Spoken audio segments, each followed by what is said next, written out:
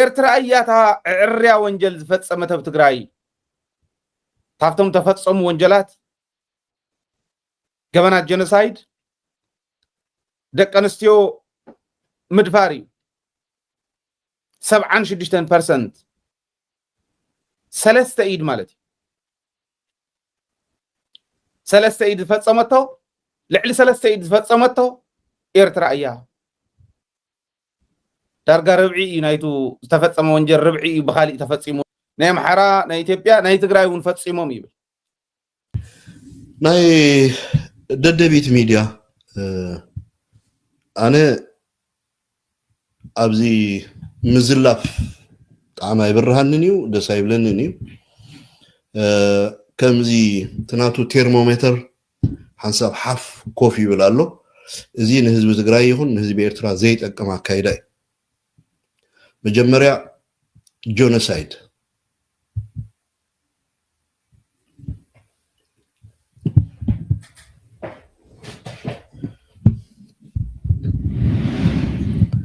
ጆኖሳይድ ተፈጺሙ ኣይተፈጸመን ዝብል መከራኸሪ ነጥቢ ኣዘ ዶክተር ደደቢት ሚድያ ከም ዶክተር መጠን ትስሕቶ ይመስለኒ ጆኖሳይድ ዝበሃል መዓስዩ እንታይ ዓይነት ክራይቴርያ ምስ ኣማልአ እዩ ኣበየናይ ቦታ እዩ ከምኡ ድውሰን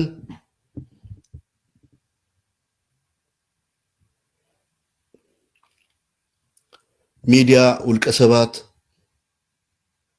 በብድሌቶም ጆኖሳይድ ክብሉ ክእሉ እዮም ግን ነቲ ሰፊሕ ህዝቢ ከጋጊቦ ስለ ድኽእሉ ድሓን ጆኖሳይድ ተፈጺሙ ዶ ኣይተፈጸመን ኣብ ትግራይ ሰራዊት ኤርትራ ኣብ ትግራይ ኣትዩ ጆኖሳይድ ፈጺሙ ዶ ኣይፈጸመን ንሕጊ ዝግደፍ ጉዳይ ኮይኑ ኣቐዲሙ ትግራይ ተፈጺሙ ዝተባሃለ ጆኖሳይድ ባዕሉ ናይ ሰብኣዊ መሰል የኢትዮጵያ ሰብኣዊ መብቶች ኮሚሽን ዝበሃል ባዕሉ ኣብ ትግራይ ጆኖሳይድ ተፈጺሙ ዝብል መደምደምታ የብልናን ኢሉ ድወሰኖ እዩ ካልኣይ ጌታቸው ረዳ 75% ኣብ ትግራይ ተገበረ ምድፋር ናይ ደቂ ኣንስትዮ ሬፕ ማለት እዩ ብሰራዊት ኤርትራ እዩ ተፈጺሙ ክብል ንዓሙ ንሓለቕኡ ክሕጉስ ዝተዛረቦ ዘረባ ኣሎ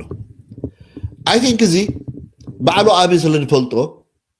ኣቢ ባዕሉ ስለ ዝፈልጦ እዚ ጌታቸው ረዳ ተማሊ ዝተዛረቦ ኣሎ መፅመፅ ኣቐዲሙን ኣቢ ነቲ ፋይል ስለ ዝዓፀዎ ኣነ ገርመኒ እዩ ክልተ ገንጋናት ክልተ ከክድገለ ዝኾነ ሓሶት ክሕስቡ ከሉ እሞ ኣብ ዘይምልከቶም ጉዳይ ኣትዮም ክዛረቡ ከለዉ ኣቢ ሰራዊት ኤርትራ መጥቃዕቲ በፂሕዎ ነፍሰ ምክልኻል ክገብር ከም ዝኣተወ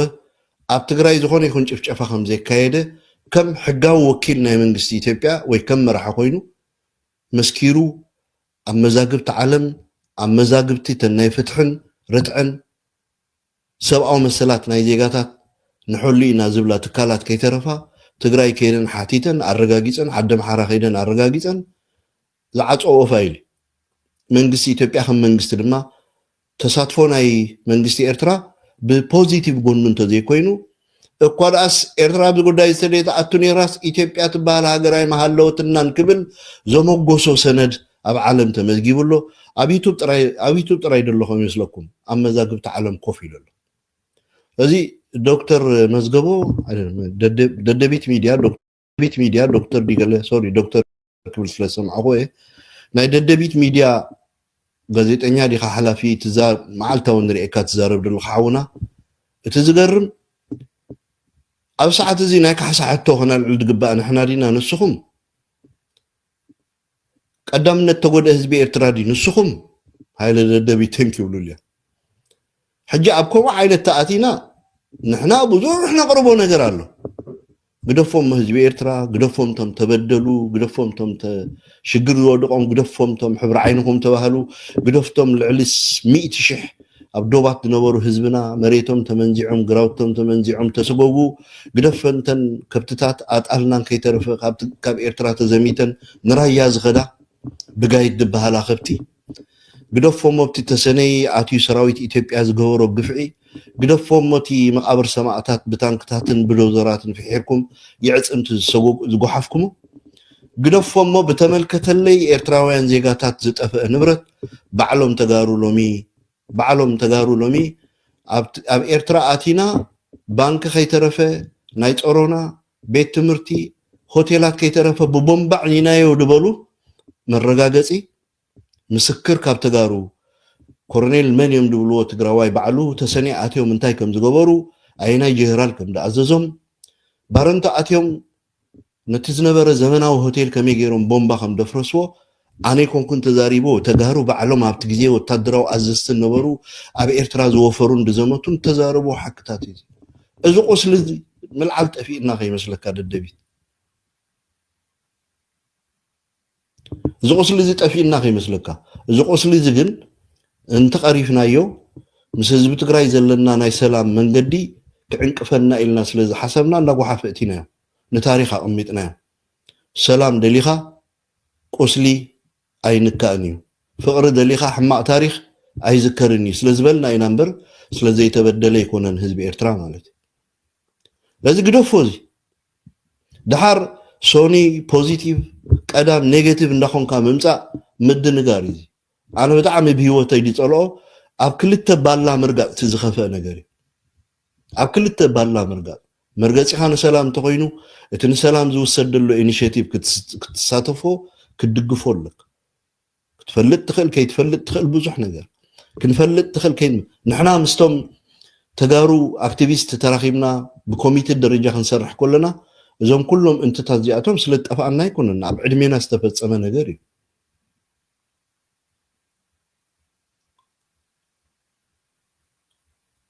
ابعدمينا تفصم بتاريخ نسمعو ببحقوتاتنا زي كونسي قدفوتنا يزبنت آليان يزبن من اللي قديفنا عبد ساعات زي حوحات سلطان كابزحز 4 كيلو جميلو كساب حجي ابرسي ارتراوي استقبره نزرزارو انا ندعي كندي ما كاين كمال فايلات انت زمل نيرو كندي ما كاين كم زمل انفلطنا ازغا تغارو حواتكا بعلم زرغاغصو حقتات ارتراويان نزو كله بدل زي أوبوتاتو أولادهم أب عليتهم تفتصيمو تقرأ أتيهم كمزي جيروم كبهال كله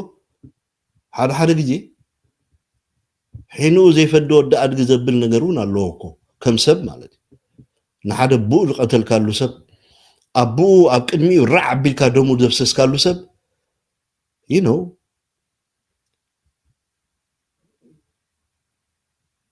ست حيزو صبيكات سب كي تصبت ايت حيزي صبيكات نحاول قتل كانوا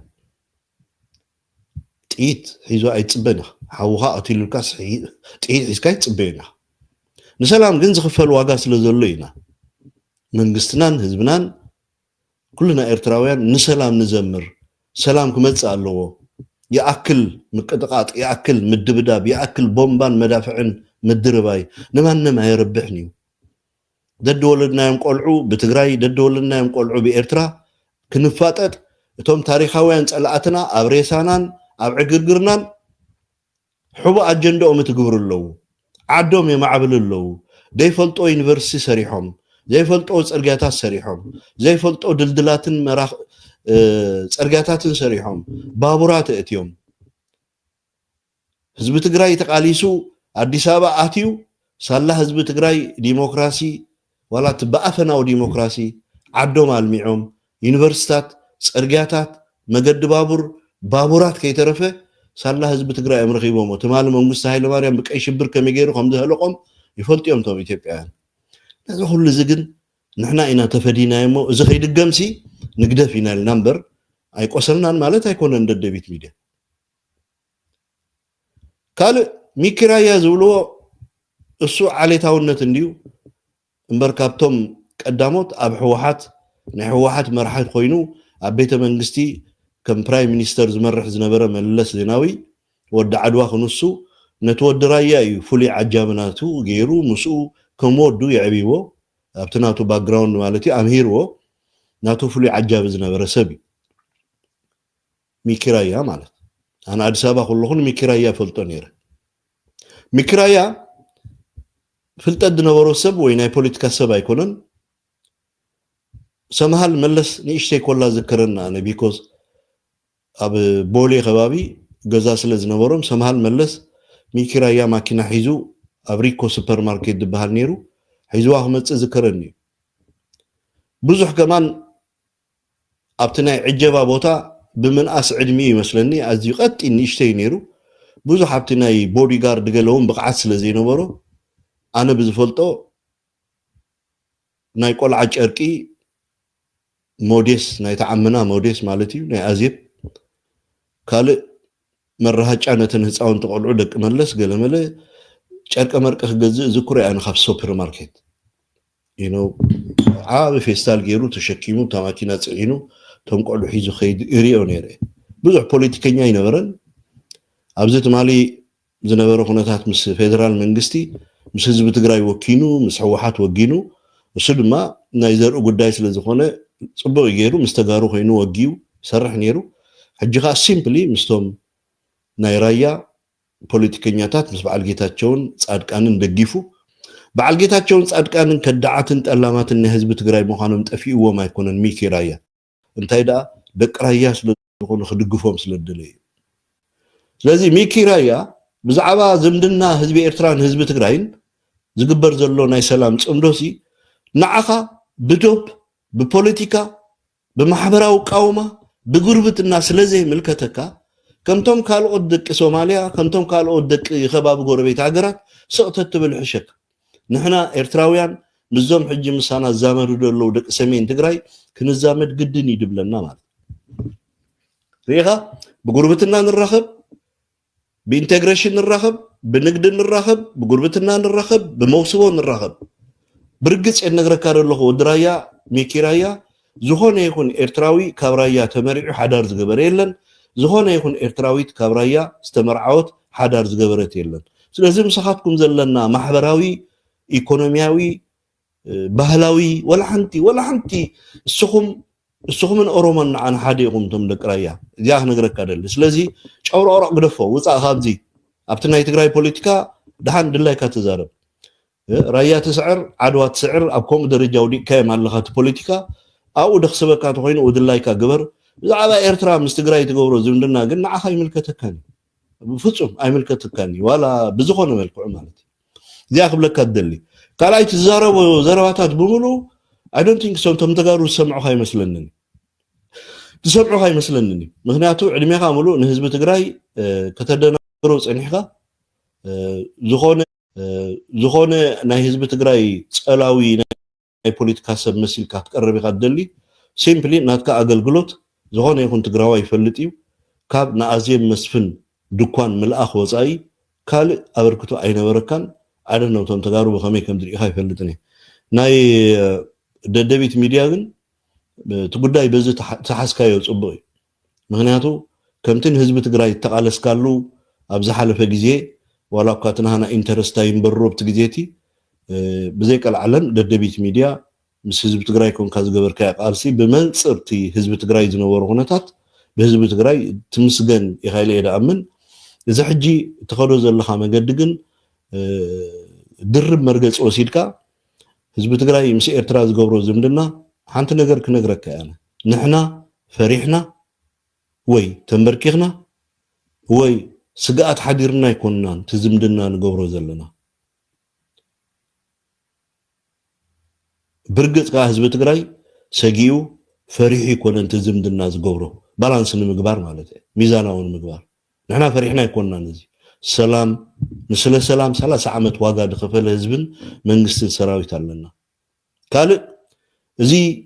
ተሰናዓቆ ደለኻ ህዝቢ ኤርትራ ትማሊ 120 ሚልዮን ንስኻ ትፈልጦ ሓቂ 120 ሚልዮን በዓል ኢያሱ በርሀ ከይተረፈ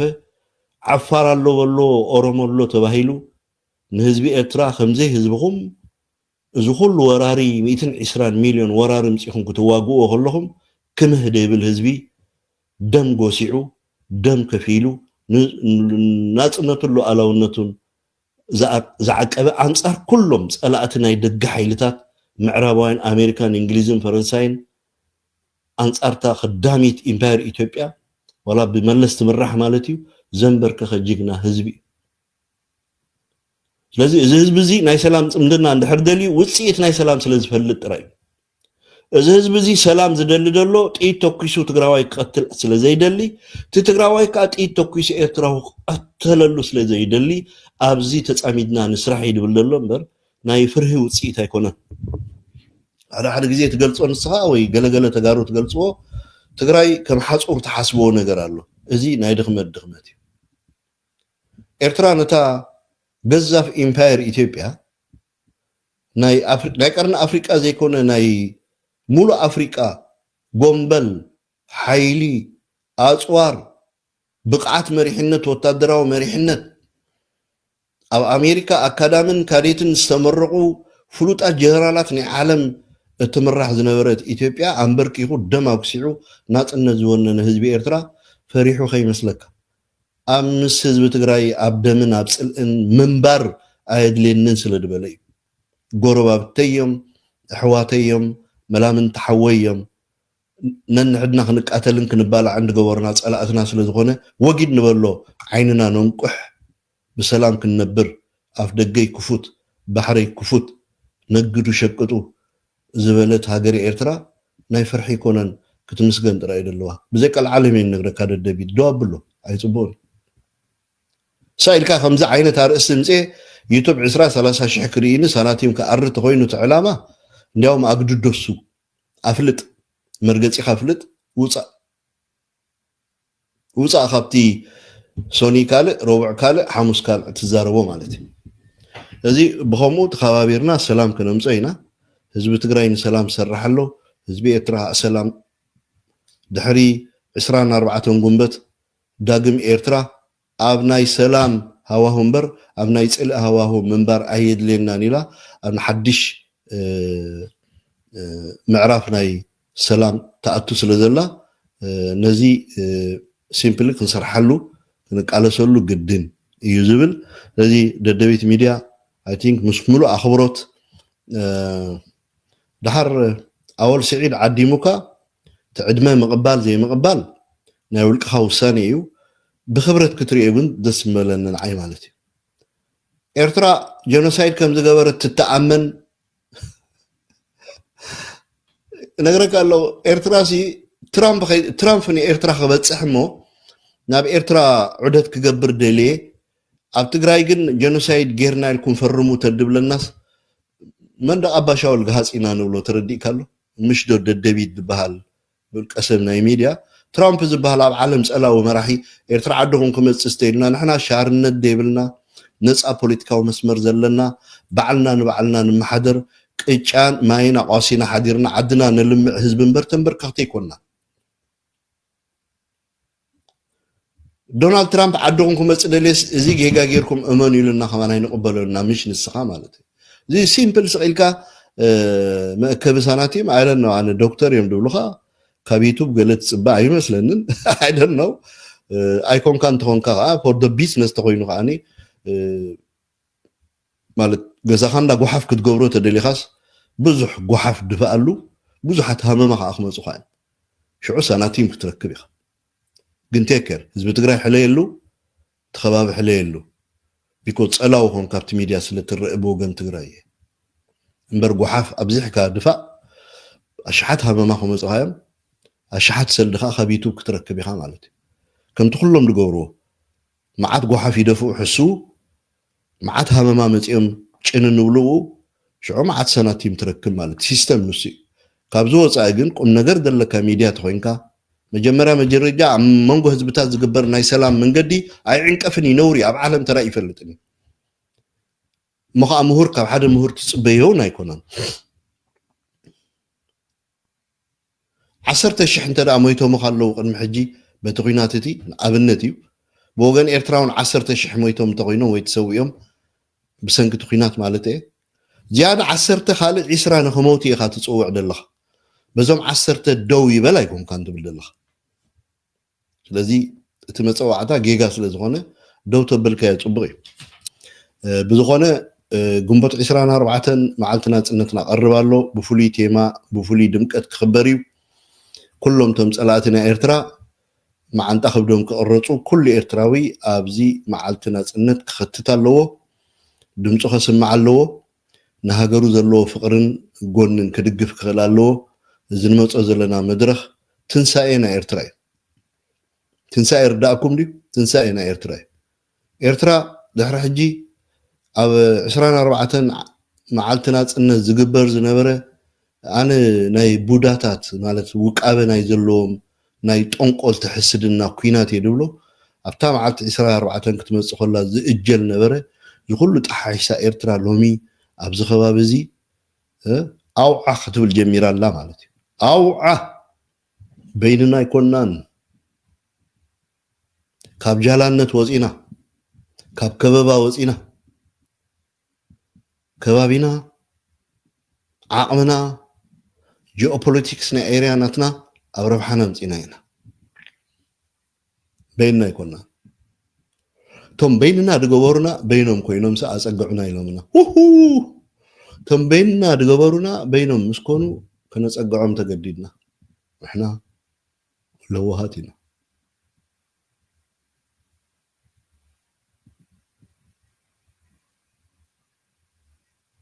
يكفتا زمن ناي قسانت زمن ناي تسفا زمن ناي سراح زمن يزمص زلو enough is enough تودي كله completely تودي نحنا خنربح وق اب ارترا خيغبر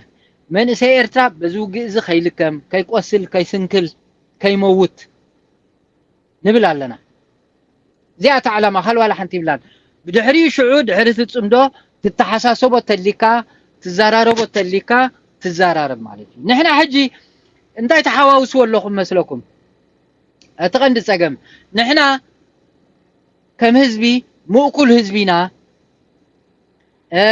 مريح لنا هاجر لنا قيد بتخات يكونن بت حقنا بت منقدنا خا نخيد يا هلاها ابانا حجي شجر يبلنا تقراي كنت شجر لهم وا اكل تقوم تمقيلهم دلو تعاد حجي نيغوسيشن مس ارترا سابصمدو خنسرحينا كبل كله يسرحلو له ات زايد اللي مسبلصقنا دوغنه اتن وق نعها خطف دلخا مس ارترا اندلنينا جينوسايد فصيمو بلنا كمز غيرو منا يلو زاربالو اذا بس بزي ما بشغرالو ስለዚህ نحنا مستم مسارحتنا نسرح اتم مسارحتنا از زربازي اتم ابصمدونا امنينا دبلوخا از زربازي تتتاري بمخا مساخلوخ انا اسخا جن زي اب سوشال ميديا خاصم عدلخا تغاروخا اب كندي تمقيلوم አለው رايهم አይኖት የምነት ጽምዶ ድድግፎ አይኖት የምከነት ጽምዶ ደይደይ ስለምንታይ ከነዚህ የካሻም ወለው ስለዚህ ደሊዎ ምሳና خسرሑ ስለዚህ ይሰርሑ ካብ ትግራይ ተሰጉጎም ስለዝወጹ ተሳዒሮም ስለዝወጹ ሕጂኻ እስኻ እዝኻ አይርዳአኒኒ ኢልካኻ ኣብትናቶም ወገን ኣቲኻለኻ ንምንታይ አንሰለካ ብርዲ ኢትሄድ ብለካ ደለኹ እስኻውን ሕጂ ሩሑቅ ከድካሲ ነዚ ጽምዶዚ ደይ ትርጉሙ ትውበለኻ ይድብለካ ደለኹ ምክንያቱ ከምዚ ገይሮምና ሶ እንታይ ንግበር ታይት መፍትሒ ብልጽግናሲ ብትግራይ ገይሩ ንኤርትራ ይጓያ ትብለለኻ ታዩት ስኻ ተሓስቦ ደለኻ ንሕና ጽምዶ ገይርና ግን ኣብ ኤርትራ ከይመፀ ናባና ከይቀረበ ንጸላይ ንዕጎቶ ንብል ኣለና ናትካ ሕጅስ እቲ ድልየት እንታይ እዩ ደሎ እዝን ተሰማሚዕና ዝብል ኣለካ ድዩ